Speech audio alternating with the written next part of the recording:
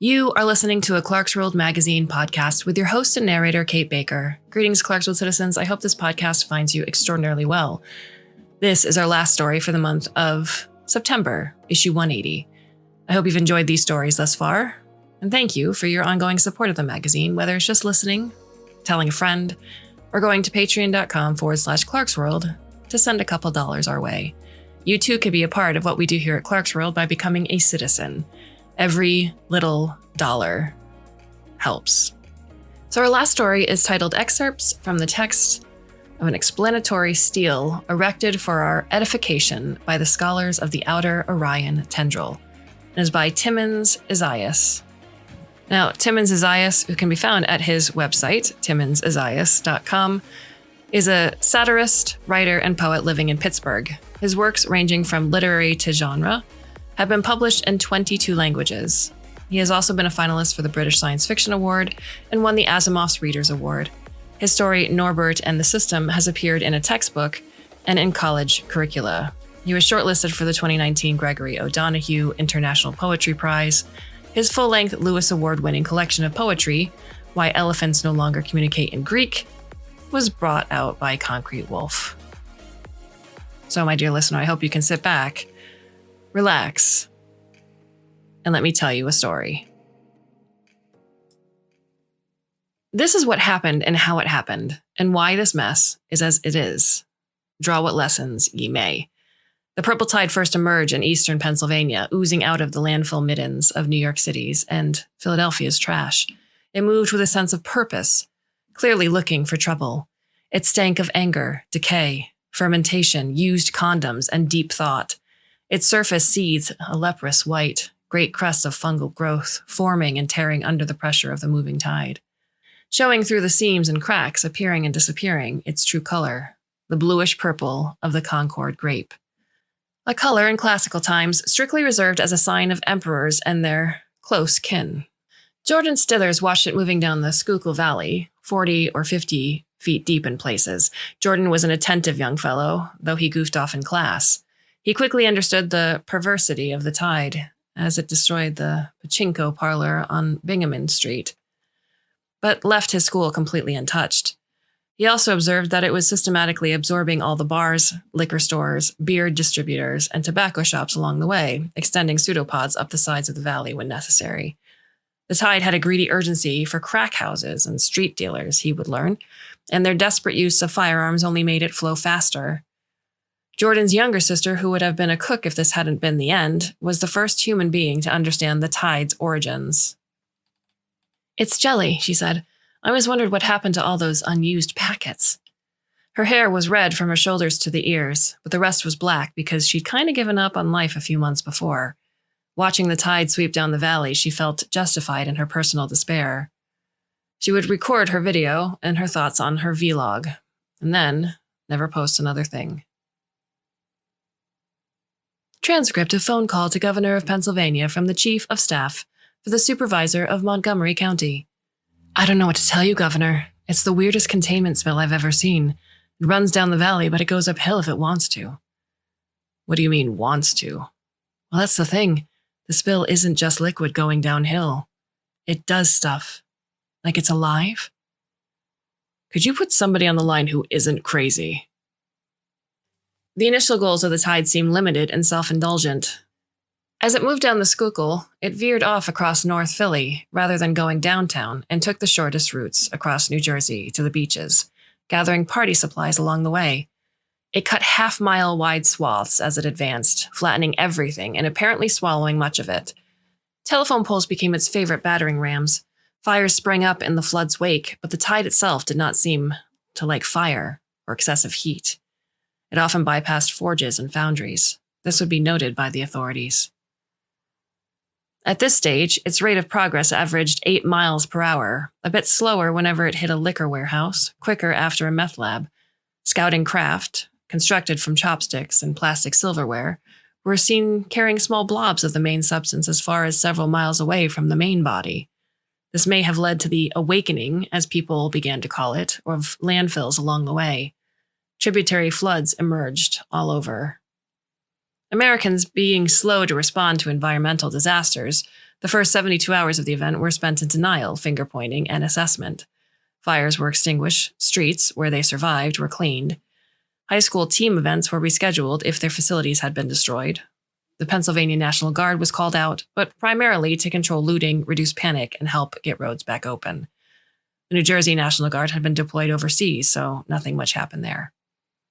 Officials and the media hoped that this flood, whatever it was, would disappear into the sea like all proper floods. They allowed it to hit the beach, which it did in 2 places, at Bay Head and Beach Haven. It took over the shoreline there, stuck a few tendrils into the water, teased sharks, and raided liquor stores. Despite the observed dislike of fire, the reek of marijuana and hemp soon blanketed the occupation zone. The air was also filled with the blasting of hundreds and hundreds of old boom boxes, another product of the landfills. The sound level never dropped, for the purple tide knew no hours of repose. It had come to party. This initiated the phase our scholars call post-organic spring break. In a voicemail to Jersey Sands Property Management Service, we hear, "This sludge situation hasn't come down to our stretch, thank heaven, but we're going to have to close up the beach house unexpectedly. The smell is simply overwhelming and entirely unsuitable. If you could have a crew come out." The Concord Sprawls, as this first version of the tide, we will now formally call it the purple tide, was being called, took to the sun and seemed to the humans to convert that sun into mischief. It amused itself building offshore reefs from costume jewelry and SUVs. Tributary tides joined the 2 main zones, and those zones oozed and grew in both directions.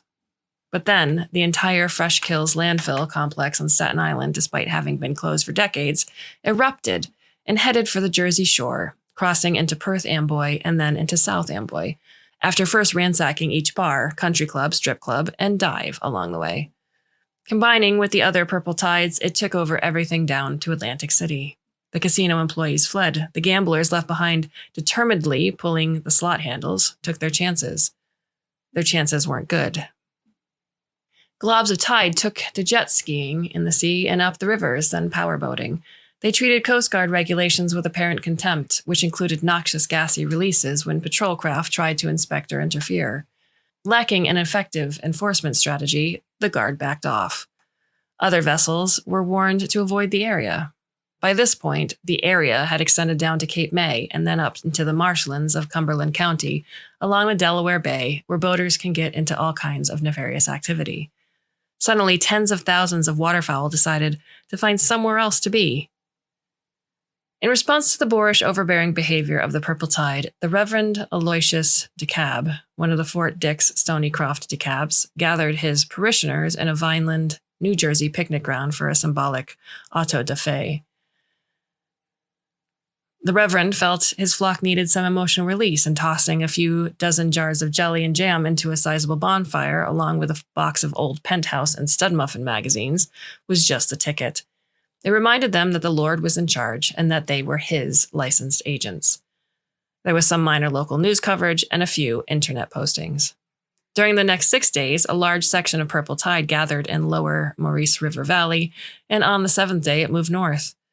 Millvale, Vineland, Newfield, Buena, and Elmer were completely engulfed and destroyed. Many refugees claim that Reverend DeKalb's little anti-jelly event brought about his tidal visitation. They were rather bitter about the whole thing. And the tide advanced on a half-mile wide front through Glassboro, through Woodbury, and then up the bank of the Delaware River until it reached the mooring of the old battleship New Jersey, which it took over. 2 hours later, a mat of tide floated across the river and seized the even older protected cruiser, Olympia. The Philadelphia Navy Yard went on high alert. The state of Delaware declared that it was clearly more righteous than several neighboring states, that none of its landfills had behaved in any lawless or sordid manner, and that such would never be permitted or tolerated within its borders. Furthermore, the General Assembly announced that Delaware would resist any encroachment upon its borders with all necessary force and equipment. Lastly, the General Assembly expressed disappointment in the measures taken elsewhere. The Concordite spillage was, at bottom, a test of character, they said, a test that certain states and the federal government had so far failed. Scientists were greatly frustrated by their inability to obtain samples of the tide for analysis. When in motion, it often left a thin slime trail behind, consisting of various amounts of glycerin, corn syrup, vaginal lubricants, and suspended microplastics. But all this seemed to be a residue, not essential substance. Only 4 or 5 samples had been reported in the literature, and nothing consistent or illuminating had been discovered. Most sampling attempts had been fatal to person or mechanism, which accounted for the lack of data. Delaware National Guard report on weaponry tests against the slime coming out of New Jersey. We were alerted to the approach of invasive material to the Delaware Memorial Bridge and posted the available personnel of the 153rd Military Police Company and 2 support units of the Delaware NG with a selection of weapons we had agreed to test. Material entered the bridge deck of the North Bridge at 10:21 hours, advancing at about 6 miles per hour. The New Jersey State Police had previously warned us that the material was not properly licensed for travel on the interstate. Once the material crossed into Delaware State territory, the near half of the bridge, we opened up with heavy machine gun fire, including tracer and incendiary rounds. We also expanded 60 rounds of 25mm HE tracer. These achieved some impressive splattering events and briefly set fire to small areas of the material, but did nothing to slow his advance. Indeed, a second stream of material followed the bridge approach and entered the deck of the South Bridge at this same time. The South Bridge stream advanced against traffic and therefore illegally. We lacked actual field artillery, but had acquired some M202 flame assault shoulder weapons from retired infantry, along with 4 Korean War-era M2A12s, which we released for fire at this juncture. 2 flash rockets were fired on the North Bridge and 1 on the South, where that material was still on the New Jersey side. This provoked an immediate reaction from the material on both bridges. A violent ejection of streamers of material engulfed both bridgeheads, enveloping all the vehicles and the deployed troops who had dismounted in support. They are presumed lost, and the results of our experiment seem to indicate that all of our weapons are ineffective. The slime destroyed the toll booths on the North Bridge ramps and did not pay any tolls. As the slime had subsequently blanketed all of northern Delaware, strictly observing the state boundaries, we presume it is likely to engulf the entire state. Despite slowing its rate of advance considerably as it spreads out, it is now crossing the Appoquinimink River at numerous points and is projected to complete its occupation of the state within 40 hours of filing of this report. The absorption of Delaware was followed by a 3-week pause in the tide's movements, and it is tempting to wonder if this was a peace gesture. Some people thought it so at the time, but there was no generally accepted understanding of what kind of event this was. Indeed, the humans who tried to understand the purple tide were mystified. Many of the tide's behaviors suggested consciousnesses, or one big consciousness. But how could that be possible? What escaped attention at first was those same originating landfills were loaded with abandoned cell phones, smart tablets, and personal computers. The tide's consciousness was networked and online. Unfortunately, it took hackers and trolls as behavioral models. Viewing the evidence, it appears that the tide may have been waiting for an offer of accommodation, but at the very same time, it was indulging in increasingly toxic behavior online. It both hid behind fake identities and craved attention. In retrospect, the purple tide and its post-organic alliance must have been experiencing an adolescent existential moment at about this time, aggrieved and acting out, yet also trying to find its place in the world. Then, a posse comitatus assembled by acting sheriff Mike Wisebinder self-righteously set fires in the vineyards of Erie County in Pennsylvania. The intent was to eradicate the Concord grape, but once they got started, all vines became fair game. This proactive approach was quickly adopted here and there along the lake coasts of New York, and then in the Niagara Peninsula of Canada. That finally and forever tore it. A great mass of the tide swept across Pennsylvania, advancing along a 30-mile front, rolling along smartly at a steady 12 miles an hour. Arriving in Erie County, Pennsylvania, less than 2 days later, it simply inundated and destroyed every inch of the county, just as it had done in Delaware, with meticulous attention to the county's boundaries. And then moved east, doing the same to any county that had participated in the burning of vineyards, or had publicized jelly burns. All building and animals were obliterated, as well as most vegetation. Ironically, all vineyards were swept away as well. Sheriff Wisebinder was never seen again as a person, but the Tides used copy centers to produce banners with his face on them, which were carried on telephone pole battering rams at the front of its advancing columns. Tush Tome post by @GnarlyBones on the Utah Permaculture Must Die homepage. Is anybody actually buying this whole jelly monster narrative? I mean, really? Because I've got an English muffin just waiting if it wants to show itself around here. Posting on 538.com entitled, "Reality Doesn't Get a Seal of Approval." Our aggregate survey of polls taken across North America shows that only 27% of the public approves of the purple tide and its actions, despite the insistence by philosophers, theologians, and influencers that it is only inflicting pain and damage where it is deserved. Broadcast on 54-40 channel. Vincent Trafalgar here outside Kitchener, Ontario, where we're watching a wretched exodus of humanity heading inland. That is, heading away from the Niagara River Basin and the shores of Lake Erie. Here are some of the interviews we were able to obtain this afternoon. Clip.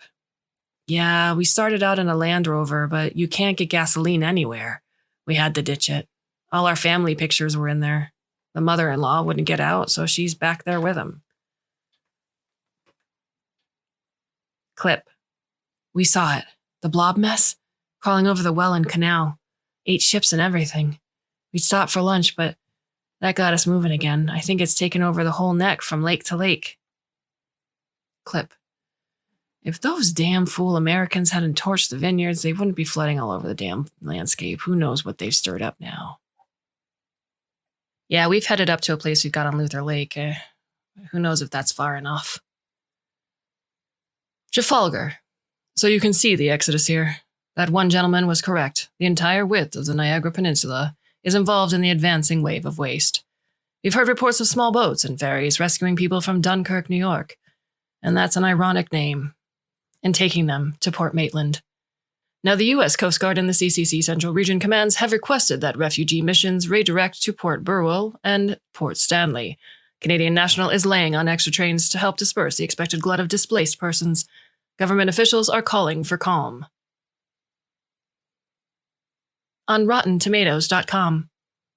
Critics, in this case being working theologians and philosophers, in our aggregator felt that the Concord grape ooze's origin was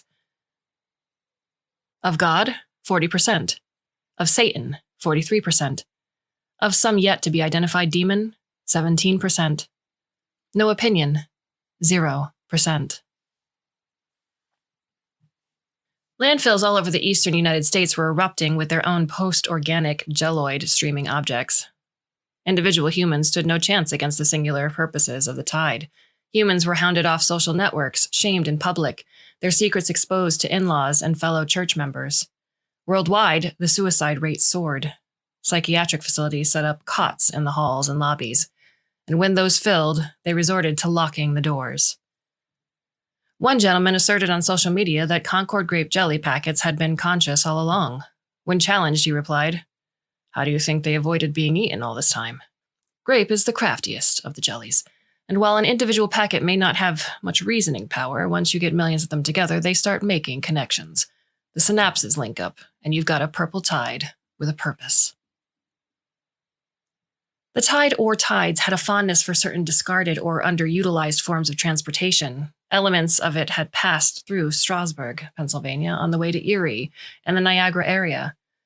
After the Erie catastrophe, a portion came back and took over museum train yards from Strasburg, Pennsylvania to Philadelphia, and then it flowed directly to Baltimore to infest the B&O Railroad Museum, and then the historic ships in the harbor. Within days, every single locomotive and piece of rolling stock would be under repair, a process that quickly and totally disproved the idea that the tide could not use fire. Soon the iron and steel mills of Bethlehem, Pennsylvania were back in business, if you can call tidal activities by that name. The complete absorption of the Pennsylvania Railroad Museum at Altoona and of the Altoona Works and Juniata shops gave it the power to build and repair what it wanted. Soon custom-built tide cars were traveling the rails. Railroad line after railroad line would be commandeered for the private use of the tide, and the whole network of human supply chains in North America fractured and broke down. After the Smithsonian's 2 air and space facilities in D.C. were engulfed, there was no stopping the thing. It created its own dirigibles, every section of it, proving long-range scouting capabilities. The Tide proved fond of submarines and quickly got old museum pieces working and back out to sea. The saga of the USS Requin, making its way down the Ohio River, shows the lack of a human plan to deal with the tide. Requin was allowed to lock through the dams until the Army Corps of Engineers deliberately sabotaged the Markland locks to keep it from continuing. The Requin responded by firing several torpedoes, where the Tide got functioning torpedoes is unclear, into the dam and rocketed through the resulting breach. Near Louisville, 2 National Guard tanks opened fire on the sub as it went by. They seemed to score 2 hits before they were obliterated by the sub's inexplicably restored 5-inch guns. Robocall, dialing every phone in the Ohio River Valley below Louisville, every phone in the Mississippi River Valley, every government official's phone, public or private, from adjoining states, and every phone on the military installation in the area. The voice was female, bright and cheerful, and widely taken to be the announcer from NPR. Dipshits of the United States, greetings. The submarine Requin is currently making a passage down the Ohio and Mississippi rivers with the intent of sailing into the Gulf of Mexico. It would be catastrophically stupid to interfere with this submarine in any way. Please remember that the U.S. Census data is a public record and that your connection to any relatives is easily traced. The act of listening to any part of this message constitutes acceptance of our terms and conditions. Failure to listen to any part of this message also constitutes acceptance of our terms and conditions.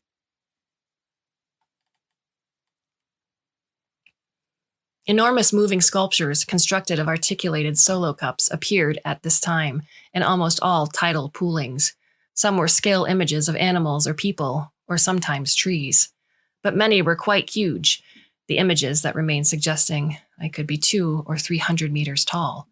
They strolled or galloped or stomped across the landscape, heavily distorted by the local winds. The sculptures sometimes interacted, but what that meant is never clear. What we know is that the Tide made art using primarily party cups.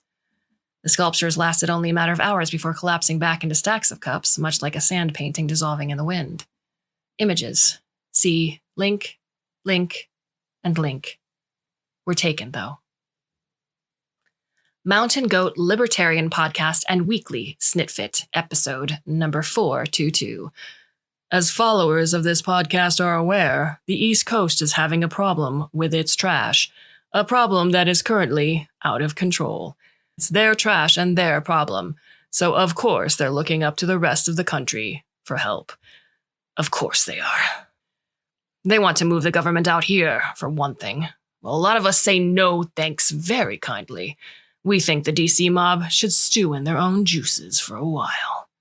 And if they can't clean up their own mess, well, that's why the country has a nuclear arsenal, and why that arsenal is almost entirely out here, in the West.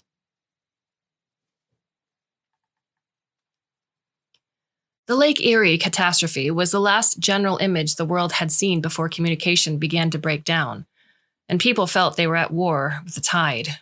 A rising percentage of online content was being generated by Tide surrogates, Tide avatars, and human fellow travelers. The aggregate effect on human beings was induced paranoia. If the catastrophe was meant to be a corrective lesson to North America, well, North America didn't learn that lesson. In the absence of reliable news and discussion, communities behaved badly.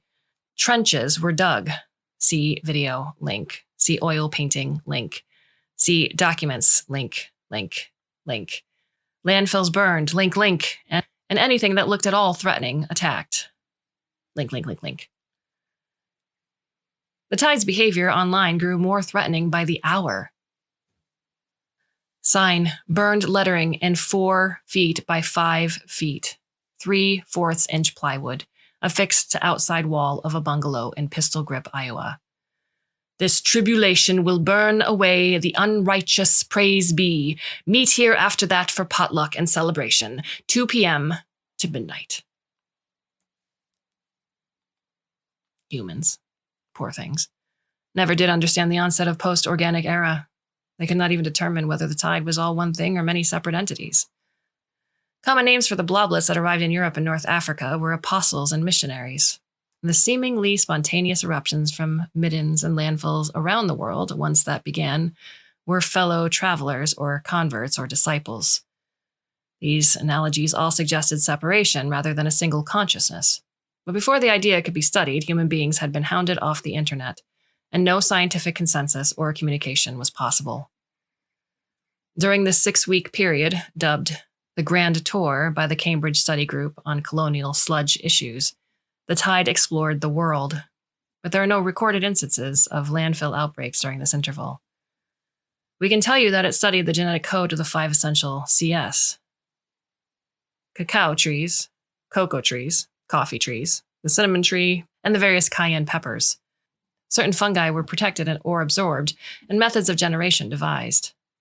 Interestingly, it showed no interest in banks, banking, precious metals, or finance. The world financial system was already reeling, but this indifference undermined it in a way that no outright attack ever could. Financial markets quickly faded into irrelevance. Samizdat video recording, distributed by thumb drives and infodots for use on private, disconnected devices. What we need, my friends, is a hero. In times like this, God sent us a defender. That defender will soon appear. The hero may be a known world leader or an unknown foot soldier. The hero may come from a noble lineage or from complete obscurity. The hero may be listening to my voice right now. Though if he is or she is, I might suggest they have more urgent things to be attending to. The Tides hijacked more and more of the telecommunications system, only sporadically allowing human access. Deprived of their cable network, satellite TV, and cell networks, humans fretted, stewed, and acted out.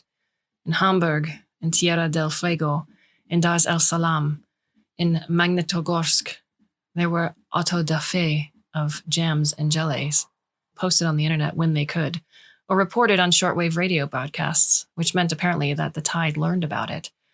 In addition, a number of missionary bloblets, especially those in dirigibles, balloons, and multi-wing aircraft, were attacked.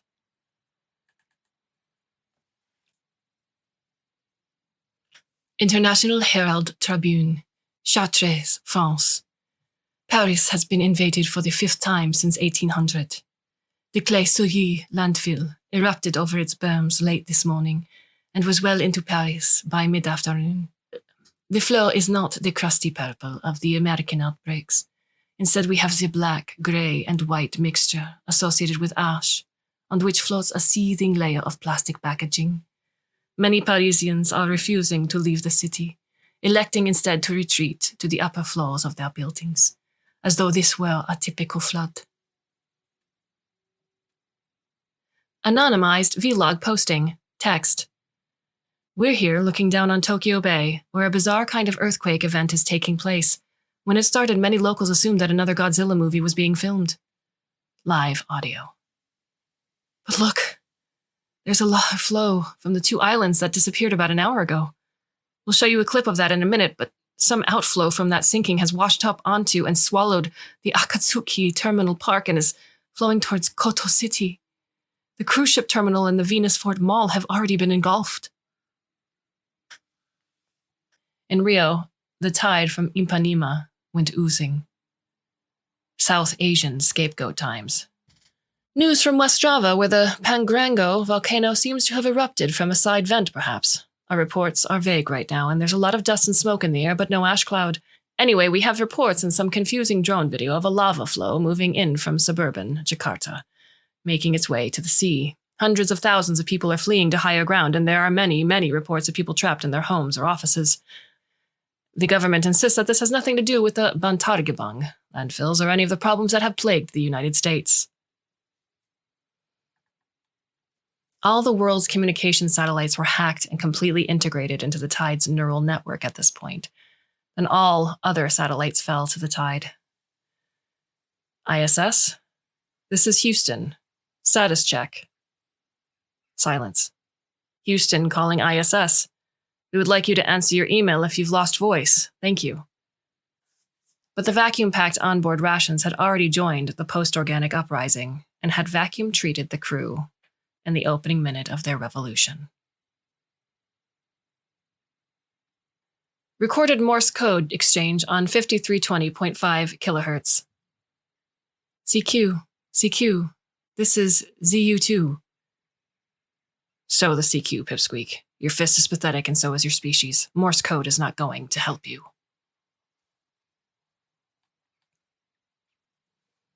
We have not been told the how and the why, but it is evident from the planet you see before you that some decision was taken. The tide and its converts and apostles spread and thinned in every direction. A film formed over the entire planet, strangling or poisoning or smothering any and all opposition and resistance. It covered and calmed the seas, completely blocking the sunlight. Everything organic and much that was inorganic seemed to have been consumed wherever it came in contact with the film. Unsigned journal entry, Titi Kafeka, Vorotonga. I just wish we had some idea of what is really going on. We get so many troll messages on our phones and devices that we've turned them all off. That was days ago. The short waves are worse, with all frequencies playing an endless loop of Mickey and Hollaback Girl, or an unrelenting talk show in some language like Finnish. It sounds like they're talking about Anna Karenina from the few identifiable words. This morning we saw a set of distress rockets from over the horizon. There have been more since, and the fishing fleet seems to be rushing back to port. Something is coming. There is an overwhelming odor of brand new automobile. Absolutely everything has that new car smell.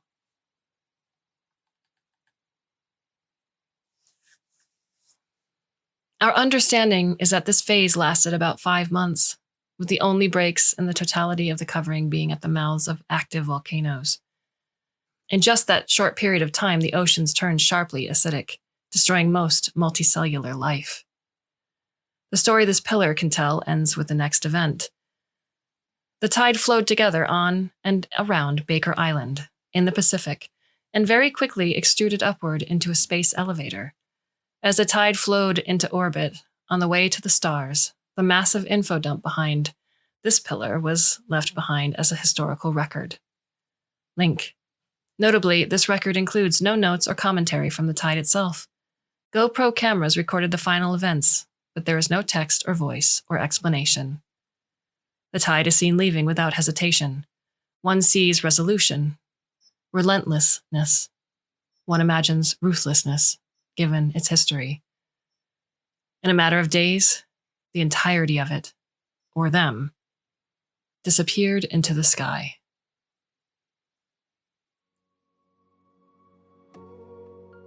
What are your thoughts on the story? You can leave us a comment or a question at the Clarkesworld Magazine website itself, or you can go to the About Us page where all of our contact information is listed. We have new stories coming to you for the month of October. I do hope you can come and listen, should you so choose. And until then, my dear listeners, I do bid you a very fond and hopefully very temporary farewell.